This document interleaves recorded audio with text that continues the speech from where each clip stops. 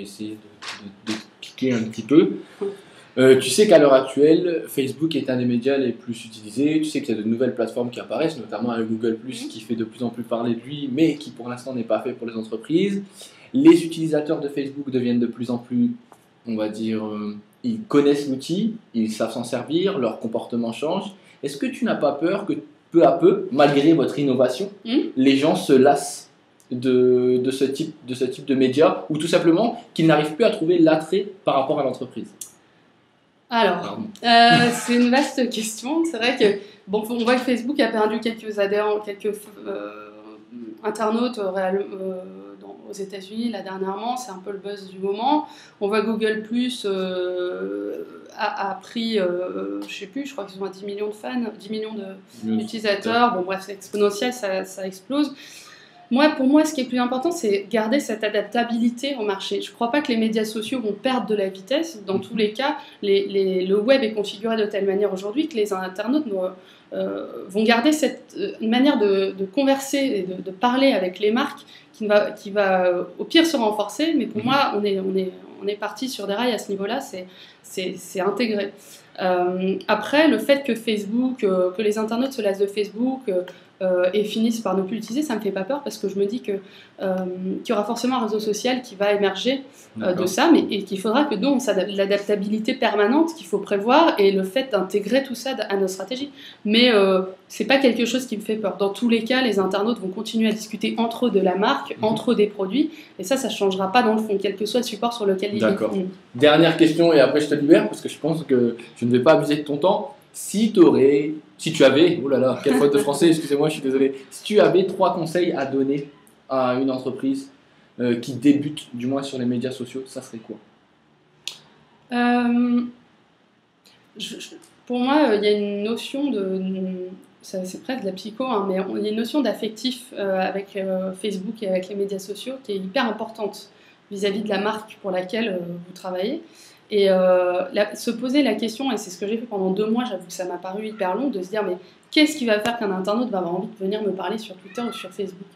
Qu'est-ce qui va faire qu'ils vont adhérer? Et parfois c'est très technique. Par exemple, on peut envisager que La Redoute, on s'est dit mais est-ce que les gens ne peuvent pas juste nous contacter pour des problèmes de service client? Et il faut être rationnel par rapport à ça. Effectivement, parfois il y a des marques qui vont pas... qui sont pas forcément des love brands auxquels les internautes vont venir dire je vous adore, je vous kiffe, vous êtes une marque géniale. Il y a des marques de services pour lesquelles la discussion et la conversation va être centrée sur des problématiques beaucoup plus techniques. Donc se poser la question avant tout de savoir qu'est-ce que les internautes attendent et de quelle conversation ils ont envie d'avoir avec la marque. Pour moi, ça passe par des actions très concrètes, c'est-à-dire rencontrer des internautes et leur poser la question. Donc, c'est ce qu'on a fait sur plusieurs fanpages. Avant de créer nos fanpages, c'est quel est le nom de la fanpage que vous avez envie d'avoir, quels sont les contenus que vous avez envie d'avoir, est-ce que La Redoute doit parler santé sur la fanpage maman ou médicale. On a eu des réponses très précises grâce à nos internautes. Donc, pour moi, il faut être vraiment très terre à terre au départ et toujours focalisé sur l'internaute et l'utilisateur. D'accord. Après, comme on le dit souvent, faut pas se précipiter, c'est-à-dire qu'il n'y a pas d'urgence, hein, les internautes, si vous n'êtes pas là, vous leur manquez pas, et puis le jour où vous êtes là, ils vont venir petit à petit. Ça sert à rien de vouloir faire trop, et l'audience et la capitalisation que vous allez faire de vos fans, elle va venir au fur et à mesure. Vaut mieux avoir 1000 fans qui soient ultra engagés que 10 000 fans qui en ont rien à faire et qui sont venus là parce qu'on leur a offert des pins et des porte-clés, quoi. Donc c'est super important de toujours se concentrer sur la qualité plutôt que la quantité. Je pense que c'est primordial. Qu'est-ce que je peux donner d'autre comme conseil? D'être patient. Si vous travaillez dans une grosse entreprise, ça va prendre du temps de convaincre. J'allais dire convertir, c'est un peu ça, de convaincre les gens avec lesquels vous allez travailler, et ça se fait avec le temps, et il faut accepter cette phase un petit peu de latence qui n'est pas toujours facile.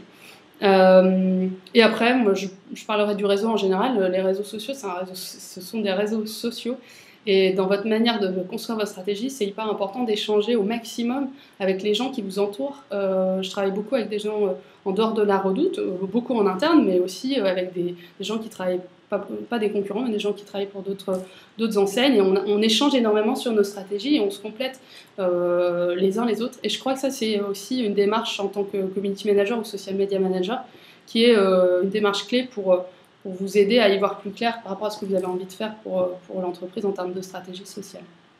Ça fait, elle vous a donné 3 conseils plus un bonus. Donc retenez bien, si vous n'avez pas bien entendu, revenez en arrière. Gwenola, merci beaucoup pour cette interview. Je reviendrai te voir dès que la Redoute refait une opération. N'hésite pas, ça marche. D'accord. Et on se refera une interview. À très bientôt et merci pour toutes ces réponses. Salut. À bientôt.